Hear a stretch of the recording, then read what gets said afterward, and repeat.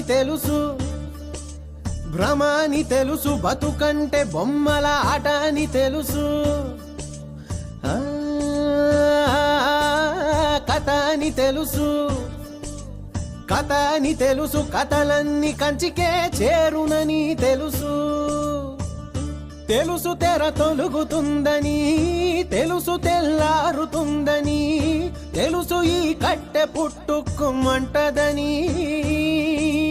తెలుసు ఈ మట్టి మట్టిలో కలిసిపోతదని, ఇన్ని తెలిసి ఇరకాటంలో పడిపోతా